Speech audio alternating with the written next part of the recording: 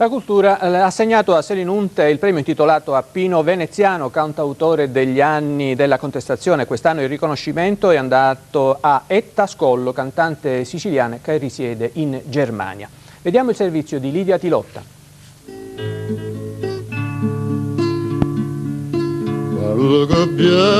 Cantava contro i paciuni e i putenti Pino Veneziano, cantava per la gente tra i tavoli del suo ristorante a Selinunte, l'imponenza dei templi greci e un mare cristallino, cantava la rabbia di tutti gli sfruttati, ma anche la bellezza e il calore della sua terra. Pochi conoscono quel timbro deciso di voce che riusciva a raccontare tutto senza censure e che catturò poeti come Borges e cantautori come De André.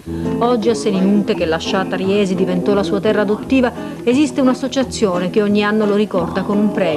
Umberto Leone ha raccolto il testimone di Pino. Mi piace ricordarlo con quella sua faccia bellissima da gitano, scolpita dall'Ibecce, dallo scirocco, quella sua voce potente, in siciliano li cannarozzi che ci sciano fuori quando lanciava i suoi acuti, e soprattutto la potenza della sua poesia che era proprio disarmante verso i potenti. E quest'anno il premio, un bozzetto dell'artista Michele Canzoneri, è andato a Etta Scollo, cantautrice siciliana che vive in Germania. Interprete delle canzoni di Rosa Balistreri, la Scollo è passata dal jazz alla musica tradizionale, con grande versatilità, segno che memoria e sperimentazione possono andare d'accordo.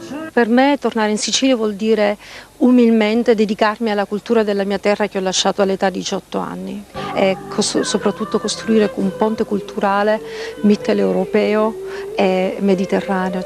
A far da scenario irripetibile ad una serata ricca di pensieri e di note che scivolavano addosso con tutta la loro pesantezza, un parco archeologico che torna a vivere ogni estate di più.